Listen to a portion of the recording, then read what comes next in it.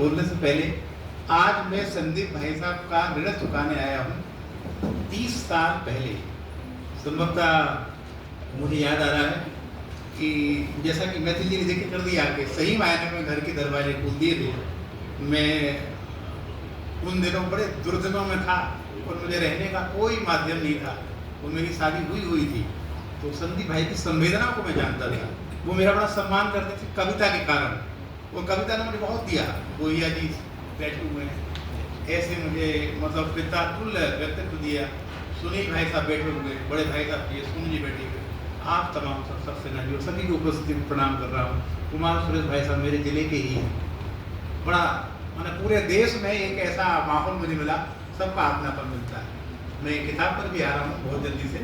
और जब मैं आखिरी में बोलने आया तो मेरी हिस्से का जो भी माल मसाला था वो सब बट गया।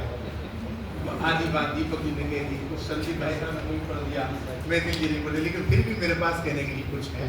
मैं अपनी बात लिख के लाया हूँ, आप सुनिएगा कि मनसुख अंतर मन से उपजी कविताओं का आत्मीय दस्तावेज। बहुत छोटे से 2 या 3 पेज में मैंने बात की है, बहुत जल्दी से 5 मिनट के पहले खत्म कर दूंगा। मनसुख शीर्षक अपने भीतर एक गहन अर्थवत्ता समेटे हुए है। यह केवल बाहरी प्रसन्नता का द्योतक नहीं, बल्कि मन के भीतर उपजने वाले आत्मिक संतोष और आनंद का संकेत है, जो जीवन के विविध अनुभवों से निर्मित होता है। मेरे आत्मीय मित्र संदीप नैमादीप का काव्य संग्रह मनसुख इसी अंतर मन के सुख, संवेदना और जीवन दृष्टि का सजीव प्रतिबिंब प्रस्तुत करता है। संग्रह की भावभूमि को समझने के लिए कविता जिंदगी और मौत की पंक्तियां विशेष रूप से उल्लेखनीय है, जिसका जिक्र हमारे पूर्व वक्ताओं ने किया। जिंदगी से कहा हमने हम प्यार करेंगे, मौत भी आए तो हम स्वीकार करेंगे। यह स्वीकार उक्ति का भाव, जहाँ जिंदगी है वहाँ मौत को भी उतनी सहजता के साथ स्वीकार करना, यह एक आशावादी जो व्यक्तित्व है और इतनी दृढ़ता के साथ चीज़ों को स्वीकार करने का भाव संदीप नैमा का हो सकता है। उसे मैं प्रणाम करता हूँ उस मन को जिसने ये कविता रची। जिंदगी और मौत का हो रहा मंथन, किसी का किसी पर कोई नहीं बंधन। इन पंक्तियों में जीवन के प्रति स्वीकृति, संतुलन और एक शांत दार्शनिक दृष्टि दिखाई देती है। यही स्वर पूरे संग्रह में अंतर्धारा के रूप में प्रभावित होता है और पाठक को आत्ममंथन के लिए प्रेरित करता है। इस काव्य संग्रह में कुल 101 कविताएं हैं, जो जीवन के विविध आयामों को सुव्यवस्थित रूप से प्रस्तुत करती हैं। कवि ने इन्हें विषयानुसार संयोजित कर एक स्पष्ट संरचना दी है। संदीप नैमा जी का मूल स्वर आस्था मूलक है। करीब मैंने 11 को उल्लेख किया है, लेकिन 20 से 25 कविताएं उनकी आस्था को दर्शाती हैं, जिनके कारण अधिकांश कविताएं पाठक को आध्यात्मिक ऊंचाइयों की ओर ले जाती हैं। इन्हें श्रद्धा, विश्वास और आत्मिक जुड़ाव का सौम्य प्रकाशित परिलक्षित होता है। अर्पण अभिषेक एक बहुत महत्वपूर्ण कविता है और संभवतः उनके निजी जीवन को भी वो रेखांकित करती है, जहाँ तक मैं जान पाया। कविता में यह आस्था का अत्यंत सहज रूप अभिव्यक्त होता है। देखिए, उन्होंने भी जिक्र किया था कि बिल्व पत्र ना मिले कोई गम नहीं, समी ना हाथ आए कोई डर नहीं, ना हो दूध गंगा का जल अभिषेक, लेकर भाव मन कर तू अभिषेक। यहाँ कवि बाह्य आडंबर से अधिक अंतःकरण की पवित्रता को महत्व देता है। तो यह बहुत महत्वपूर्ण बात उन्होंने अपनी कविता में कही है। संग्रह की लगभग 10 से अधिक कविताएं पारिवारिक संबंधों की आत्मीय दुनिया को जीवंत करती है। पिता पर भी कविता उन्होंने रची है, माता पर, पत्नी को भी वो कविता के माध्यम से याद करना नहीं भूलते। दादा जैसे रिश्तों के माध्यम से भी कवि ने घरेलू संवेदनाओं को मार्मिक ढंग से उकेरा है। मेरी माँ कविता इसका सशक्त उदाहरण है। उसे प्रचार की जरूरत नहीं, प्यार की जरूरत है, ब्रांड की नहीं, अंतरंग की जरूरत है। और बैठी हो अकेले में जब कभी, तो दिल से मुलाकात की जरूरत है। इन पंक्तियों में आधुनिक जीवन के कृत्रिम प्रदर्शन के स्थान पर सच्चे और आत्मीय संबंधों की आवश्यकता को रेखांकित किया गया है। यह भाव सहज ही पाठक के निजी अनुभवों से जुड़ जाता है। कवि ने अपने कार्यक्षेत्र से जुड़े विषय, जैसे विद्यालय में वो जॉब करते हैं या शिक्षक दिवस, हिंदी दिवस, वो भी अपनी रचनाओं में स्थान दिया है। और उससे पहले जब वो जॉब में नहीं थे, तब वो टंकण की कविता मुझे भी बहुत पसंद आई थी।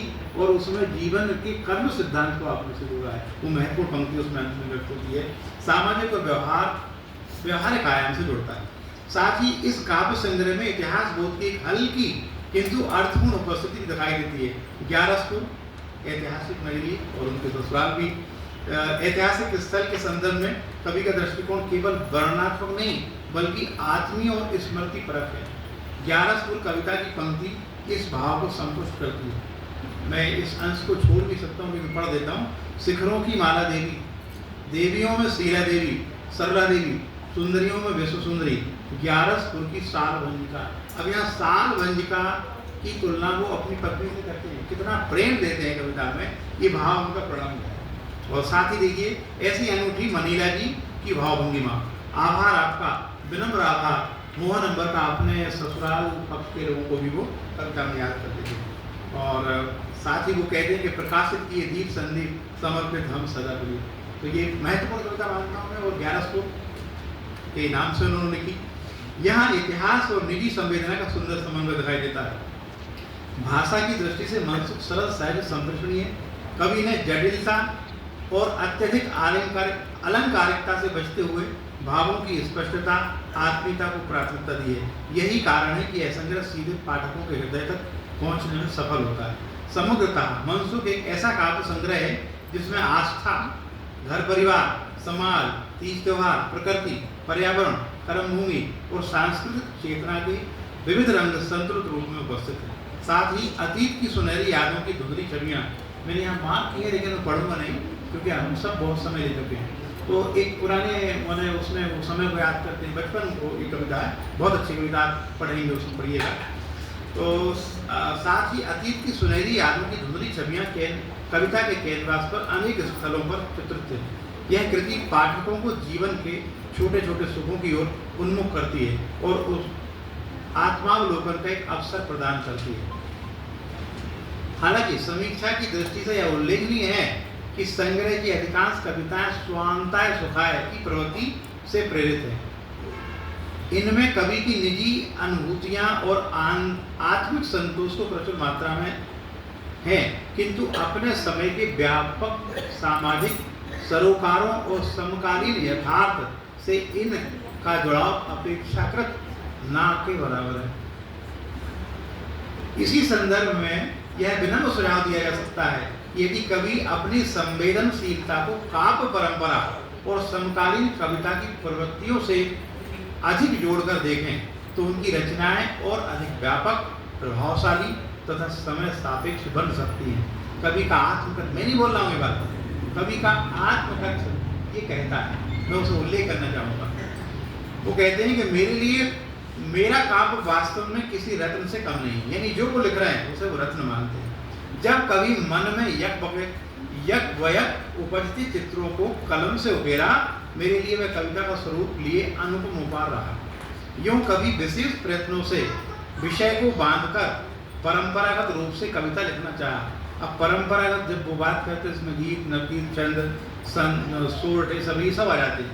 यद्यपि उनका मन इन चीज़ों में नहीं टिकता, उन्हें जो लिखना होता है, जो भाव आता है वही लिखते हैं। तो सिर्फ विचित्र शब्दों का मेल मिला, इसलिए काव्य मुझे मेरे शब्दों में मनसुखी प्रतीत होता है। इस संग्रह में मैंने अपने मनसुख के लिए ऐसे कुछ रत्न जोड़ने का योजन किया है। यह है संदीप जी की आत्म स्वीकृति, कवि की सहजता और सृजन प्रक्रिया का प्रामाणिक दस्तावेज। यानी कविता की किताब हो या उस पर लिखा हुआ हो, उसमें सब कुछ कह देता है कवि, उसे बाहरी रूप से हमें ढूंढने की जरूरत नहीं है, पढ़ लीजिए आप सब पता लग जाएगा। अंततः संदीप नेमाजी से यही विनम्र निवेदन है, वो मेरे मित्र भी हैं और उम्र से हम लोग बराबर हैं, तो मैं एक बात कह सकता हूँ अधिकार कि कविता केवल भावाभिव्यक्ति का माध्यम नहीं है बल्कि एक गंभीर सृजनात्मक कर्म है जिसका सीधा संबंध सामाजिक सरोकारों से भी होता है। यदि वे अपने भीतर उपजे इन मनसुख के रत्नों को व्यापक मानवीय और सामाजिक संदर्भों से और अधिक जोड़ें तो न केवल उनकी रचनाशीलता और अधिक परिपक्व होगी बल्कि वे स्वयं के साथ साथ साहित्य को भी समृद्ध कर सकेंगे। इस प्रकार मनसुख एक सच्चे मन से उपजी काव्य यात्रा है जो अपनी आत्मीयता, सरलता और संवेदनशीलता के कारण पाठक को स्पर्श करती है तथा भविष्य में और अधिक सशक्त संभावनाओं की ओर संकेत करती है। सभी कविताएं अंतर्लय के निकटस्थ।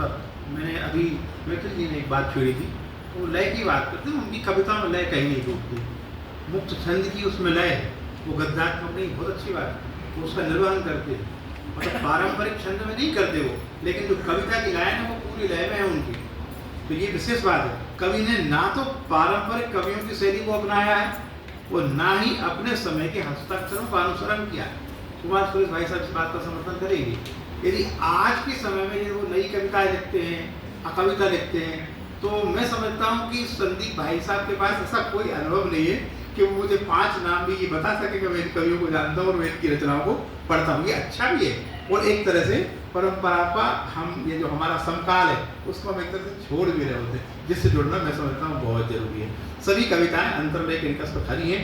न कवि ने ना तो पारंपरिक कवियों की शैली को अपनाया है, ना ही अपने समय के हस्ताक्षरों का अनुसरण किया है। जो लिखा स्वयं के लिए लिखा। और अंत में दो एक बात में जिस सदन में खड़ा हूँ उसके लिए भी कहूँगा, मुझे बहुत अच्छा प्रसंग मिला ये अपनी बात करने का। जिंदगी या मौत से 2 कविताएं एक ही शीर्षक की है, मतलब वो थोड़ा सा अगर किसी वरिष्ठ को दिखाते तो उन्हें सलाह देता कि आप ये शीर्षक अलग अलग करिए। तो एक ही शीर्षक की 2 कविताएं, और यहाँ मैं उपस्थित हूँ राज सदन में, तो मुझे राजेंद्र राज जी याद आते। उन्होंने बहुत अच्छा प्लेटफॉर्म बना के रखा हुआ था और वो पूर्व पाठ की एक परंपरा चलाई थी उन्होंने। मैथिल भाई साहब याद कर पाएंगे कि प्रकाशित करने से पहले कविता पर हम चर्चा करते थे और 4-10 विद्वान बैठते थे, उस पर बढ़िया वो अपनी राय देते थे। उसका प्रभाव ये होता था कि वो संग्रह जो आता था बड़ा दुरुस्त आता था, उसमें हमें आरंभिक चीज़ें मिल जाती थी, वो पता लग जाता था कि इसको हम ऐसे कर सकते। तो मैं सलाह भी दूंगा इस सदन के संचालकों को कि वो जो उनकी परंपराएं थी वो बहुत दूरदर्शी थे,